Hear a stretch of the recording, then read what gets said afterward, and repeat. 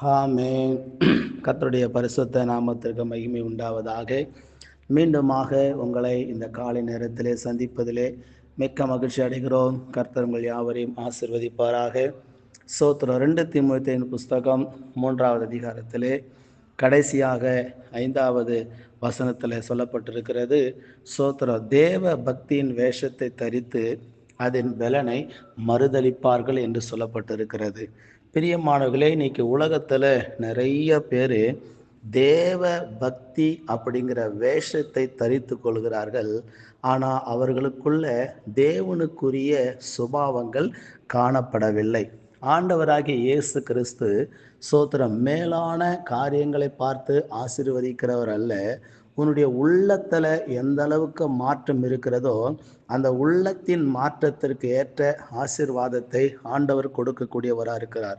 இன்னைக்கு உலகத்துல தேவ பக்தியின் வேஷத்தை தரித்து கொண்டு நிறைய பேர் ஜீவித்து கொண்டிருக்கிறாங்க. ஆனா அவங்க தேவனுடைய பலனை, தேவனுடைய குணங்களை அவர்கள் என்ன செய்கிறார்கள்? மறுதலிக்கிறார்கள். உதாரணத்திற்கு நீங்கள் பேதுருவை கவனித்திருப்பீர்கள் என்று சொன்னா, யார் மறுதலித்தாலும் இயேசுவே நான் உங்களை சோத்திரம் மறுதலிக்க மாட்டேன், உம்மோடு கூட மரிக்க வேண்டியதாக இருந்தாலும் நான் மரிப்பேன் என்று சொல்லி வீர வசனம் எல்லாம் பேதுரு சோத்திரம் இயேசுவை பார்த்து பேசுகிறதை பார்க்கிறோம். இயேசு சொன்னாரு, நீ சேவல் கூவுகிறதற்கு முன்பாகவே 3 தடவை என்னை என்ன பண்ணுவாய்? மறுதலிப்பாய் என்று சொல்கிறார். கடைசியாக சோத்திரம் அந்த இயேசுவை பிடித்து கொண்டு போகிறார்கள். சோத்திரம். அதுக்கப்புறம் பிறகு நீங்க பார்த்தீங்கன்னு சொன்னா, ஆண்டவராகிய இயேசு கிறிஸ்துவ சோத்திரம் அவர் மறுதலிக்கிறத, சபிக்கிறத, சத்தியம் பண்ணுகிறத நம்மளால பார்க்க முடிகிறது. சோத்திரம். உடனே சோத்திரம் அவன் போகிறார், மனம் கசறுகிறார், அழுகிறார், ஜெபிக்கிறார்.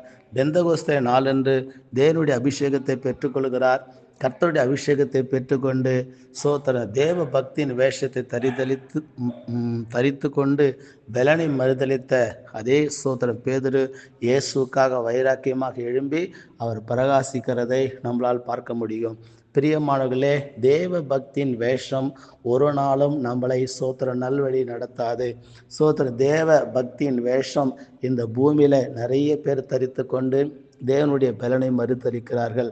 அப்படிப்பட்ட ஜீவியம், இருமனமான ஜீவியம் வாழ்கிறவர்கள் மேலே கர்த்தர் பிரியமா இருக்க மாட்டார். அதனால் உங்க வாழ்க்கையில தேவ பக்தியின் வேஷத்தை தரித்து கொண்டு தேவ பலனை மறுதலிக்காதீங்க.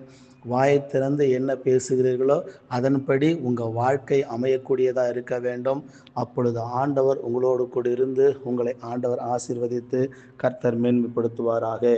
ஜெபிக்கலாம். பரிசுத்தம் உள்ள நல்ல பிதாவே, ஆண்டவரே சோதரன், இந்த 2 தீமோத்தேயுவின் புஸ்தகத்துல 3வது அதிகாரத்துல 5 வசனம் வரை மனிதர்களுக்கு இருக்கிறதான கொடிதான பிசாசின் குணங்கள் என்று சொல்லி 19 காரியம் அதில் சொல்லப்பட்டிருக்க ராஜா.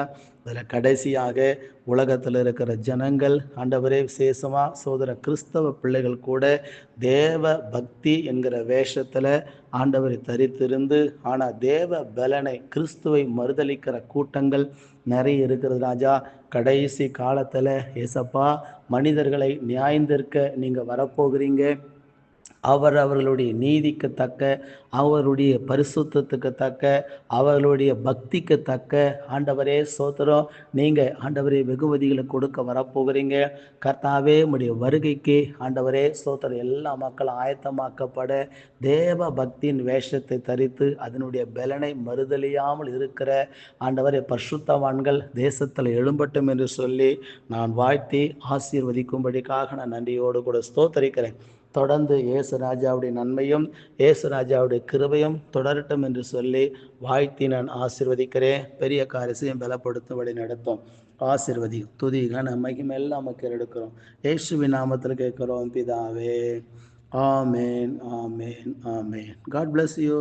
கர்த்தர் யாவரையும் ஆசீர்வதிப்பாராக. ஆமேன்.